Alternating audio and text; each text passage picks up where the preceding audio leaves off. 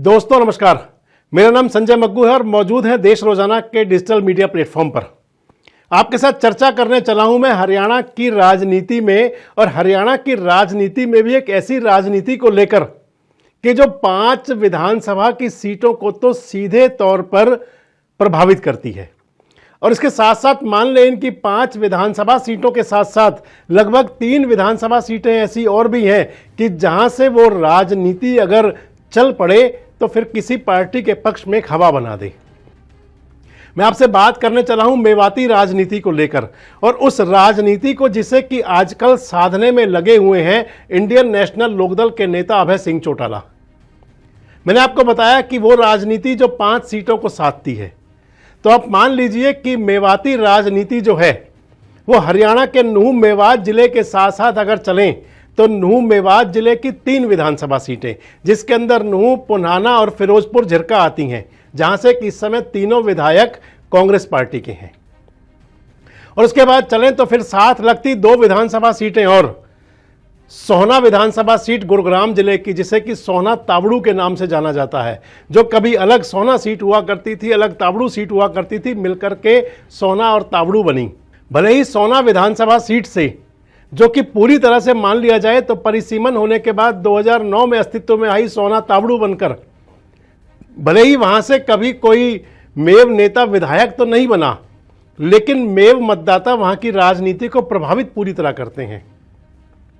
और 5वीं विधानसभा सीट पलवल जिले की हथीन विधानसभा सीट, हथीन विधानसभा सीट जहां से कि 2009 के विधानसभा चुनाव में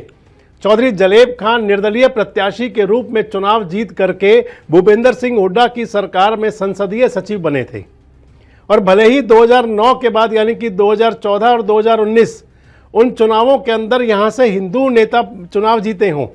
2014 के चुनाव में इंडियन नेशनल लोकदल के प्रत्याशी के रूप में केहर सिंह रावत विधायक बने, जो कि बाद में भारतीय जनता पार्टी में शामिल हो गए। तो 2019 में यहां से विधायक बने प्रवीण डागर, लेकिन लगभग 1 लाख मेव मतदाताओं के साथ हथीन की राजनीति पूरी तरह से इर्द गिर्द घूमती है मेवाती राजनीति के।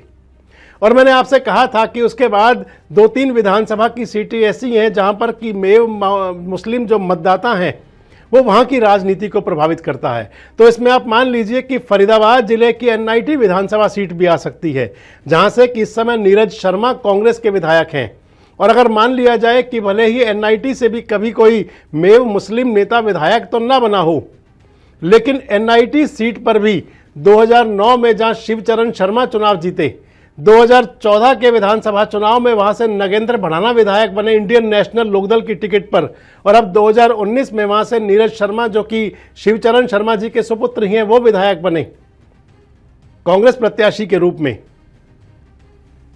फरीदाबाद एनआईटी की सीट पर भी लगभग 30,000 के आसपास मेव मुस्लिम मतदाता हैं, जो यहां की राजनीति को पूरी तरह प्रभावित करता है। और अगर फिर चलें तो प्रथला विधानसभा सीट आ जाती है, फरीदाबाद जिले की प्रथला विधानसभा सीट, जिस पर भी लगभग 15,000 मेव मुस्लिम मतदाता हैं। और अगर मान लिया जाए तो फिर तो उसके बाद चाहे पलवल की विधानसभा सीट ली जाए, जहां पर 8-9 हज़ार मेव मुस्लिम मतदाता आते हैं, और भी कई सीटें ऐसी हैं जहां पर कि मेवाती राजनीति वहां पर उसकी राजनीति को प्रभावित करती है, उन विधानसभा क्षेत्रों की और खासकर उस लोकसभा क्षेत्र की भी। और अगर मान ले तो गुरुग्राम लोकसभा क्षेत्र की राजनीति को भी नूंह और मेवात जिला पूरी तरह प्रभावित करता है। और मैं आपसे जो बात कर रहा था कि उसी मेवाती राजनीति को साधने में लगे हैं आजकल इंडियन नेशनल लोकदल के नेता अभय सिंह चौटाला। अभय सिंह चौटाला ने पिछले दिनों अपनी पार्टी के अंदर 2-3 प्रभावशाली मेव नेताओं को शामिल करवाया। सबसे पहले उनकी पार्टी में शामिल हुए हथीन विधानसभा क्षेत्र से बहुजन समाज पार्टी के टिकट पर 2 बार चुनाव लड़े तैयब हुसैन भीमसिका। भले ही विधायक तो नहीं बने, लेकिन 30-35 हज़ार वोट लेकर के दोनों चुनावों के अंदर तैयब हुसैन भीमसिका ने दिखा दिया कि अगर उनके साथ कोई ठीक ठाक पार्टी का और अगर एक और मतदाता का समीकरण बैठ जाए तो फिर वे हथीन विधानसभा क्षेत्र में कुछ करिश्मा कर सकते हैं। और इंडियन नेशनल लोकदल में शामिल होने के बाद तैयब हुसैन भीमसिका इस समय दमादम है, पूरे क्षेत्र में दौरे करते हैं। और मान लीजिए कि जो स्थानीय राजनीति को जानने वाले लोग हैं वो कहते हैं कि हथीन विधानसभा क्षेत्र में इस समय मुख्य मुकाबला जो आ गया है वो इंडियन नेशनल लोकदल और कांग्रेस के प्रत्याशी के रूप में सामने आ रहे हैं। यानी कि कांग्रेस के वहां से चौधरी जलेब खां के सुपुत्र इजराइल चौधरी और इंडियन नेशनल लोकदल के जो संभावित प्रत्याशी हैं तैयब हुसैन भीमसिका, माना यह जा रहा है कि वहां की राथीन की राजनीति में ये दोनों नेताओं का मुकाबला कड़ा हो सकता है। हालांकि वहां पर भारतीय जनता पार्टी भी अपने किसी चेहरे को, चर्चा तो ये है कि जो फिलहाल के विधायक हैं उनमें कुछ बदलाव भी हो सकता है, या फिर वही टिकट लेते हैं और या फिर किसी नए नेता को टिकट दिया जाता है, ये बात की बातें हैं। लेकिन ये जरूर है कि इंडियन नेशनल लोकदल ने वहां तैयब हुसैन भीमसिका को अपनी पार्टी में शामिल कराकर मेवाती राजनीति के अंदर अपना एक मुकाम बनाना और शुरू कर दिया। अगली एंट्री देखें तो फिर नूंह के पूर्व निर्दलीय विधायक हबीबुर रहमान शामिल हुए इंडियन नेशनल लोकदल में, और इंडियन नेशनल लोकदल में हबीबुर रहमान के शामिल होने के बाद मान लिया जाए कि वहां पर उन्हें एक मजबूत प्रत्याशी मिल गया। और अब चर्चा ये है कि चर्चा क्या, खुद वो ऐलान कर चुके हैं, जननायक जनता पार्टी के नूंह के जिले के अध्यक्ष तैयब हुसैन घासेड़िया, जो आजकल वर्तमान में जननायक जनता पार्टी की प्रदेश कार्यकारिणी के सदस्य हैं, उन्होंने भी जननायक जनता पार्टी को छोड़ दिया है और शामिल होने जा रहे हैं 5 तारीख को इंडियन नेशनल लोकदल में। मैं आज खुले मन से आपके माध्यम में आपको गवाह मान करके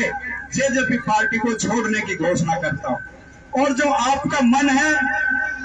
और जैसे किरण गांव ने कुछ चीजें कही नहीं जाती, इशारों में समझाई जाती हैं, जो ये हरी पगड़ी आज पहले बिना कह बांध देना, तो भाई हम भी हरी पगड़ी के साथ ही चलन को हमारा मन बना लियो। और इंशाअल्लाह ताला 5 तारीख को इंडियन नेशनल लोकदल पार्टी को माननीय चौधरी ओम प्रकाश चौटाला जी की मौजूदगी में, माननीय भाई अभय सिंह जी की मौजूदगी में इंडियन नेशनल लोकदल पार्टी को गुड़गांव जो डॉक्टर अपना फ्लैट है डॉक्टर अभय सिंह चौटाला जी का, वहां विधिवत रूप से पार्टी में शामिल होने की घोषणा मैं करूंगा आप सब साथियों के साथ। और अगर इसी प्रकार से सोहना की चर्चाएं बढ़ी रही हैं कि जो वहां के बहुजन समाज पार्टी के प्रत्याशी थे 2019 के चुनाव में लगभग 32,000 वोट लेकर तीसरे स्थान पर रहे, चर्चा उनकी भी है कि वो भी क्या इंडियन नेशनल लोकदल में आ सकते हैं। चर्चाएं तो और भी कई नेताओं की हैं, लेकिन ये जरूर है कि अगर मेवाती राजनीति को अभय सिंह चौटाला साध लेते हैं, जिन प्रकार के प्रयासों में वो लगे हुए हैं, तो उससे मान लीजिए कि कांग्रेस के लिए एक बड़ी चुनौती खड़ी कर दी जाएगी इंडियन नेशनल लोकदल की तरफ से। और जिस प्रकार से इंडियन नेशनल लोकदल के नेता अभय सिंह चौटाला, भले ही आज कांग्रेस के अंदर भूपेंद्र सिंह हुड्डा पूरी तरह प्रभावी हैं, भले ही कांग्रेस के अंदर भूपेंद्र सिंह हुड्डा को आज चुनौती देने के लिए शैलजा रणदीप किरण गुट भले ही जन संदेश यात्रा भी कर रहा हो, रैलियां भी कर रहा हो, लेकिन उसके बावजूद भी कांग्रेस के अंदर भूपेंद्र सिंह हुड्डा गुट का पूरा प्रभाव है। लेकिन अगर यहां अभय सिंह चौटाला कहीं मजबूत होते हैं, हरियाणा के अंदर न्याय परिवर्तन यात्रा निकाल करके अभय सिंह चौटाला खुद को ये तो बता ही चुके हैं कि मेहनत करने में उनका भी कोई सानी नहीं है। अभय सिंह चौटाला ये भी बता चुके हैं कि राजनीति को अपने इस मुताबिक साधने के लिए वो भी प्रदेश का पैदल पैदल नाप सकते हैं, पैदल पैदल दौरे भी कर सकते हैं। और उसके बाद से मान लिया जाए कि इंडियन नेशनल लोकदल के अंदर बड़ी संख्या में, चाहे वो जींद और रोहतक की ज़मीन हो, चाहे वो कुरुक्षेत्र और हिसार और कैथल के इलाके हों, बड़ी संख्या में इनेलो के अंदर लोग भी शामिल होने लगे। और अगर मेवाती राजनीति को अभय सिंह चौटाला साधने में कामयाब हुए, जहां से कि 5 विधानसभा सीटों का रास्ता तो लगभग खुलता ही है, तो फिर मान लिया जाए कि इंडियन नेशनल लोकदल मेवाती राजनीति को साधते हुए कांग्रेस को बड़ी चुनौती देने में कामयाब हो सकती है। आपको क्या लगता है कि क्या इंडियन नेशनल लोकदल का आने वाले समय में क्या भविष्य किस प्रकार का रह सकता है? और जिस प्रकार मेवात के अंदर नेता लोग इंडियन नेशनल लोकदल में शामिल हो रहे हैं, तो क्या 2014 की तरह या 2009 की तरह इंडियन नेशनल लोकदल कांग्रेस को बड़ा डेंट दे सकती है? और आपको क्या लगता है कि आने वाली हरियाणा की राजनीति किस प्रकार की रह सकती है? कमेंट्स बॉक्स में आके अपनी प्रतिक्रिया जरूर दें और इस प्रकार के वीडियोज़ और अपडेट्स के लिए हमारे साथ जुड़े रहें, देखते रहें देश रोजाना।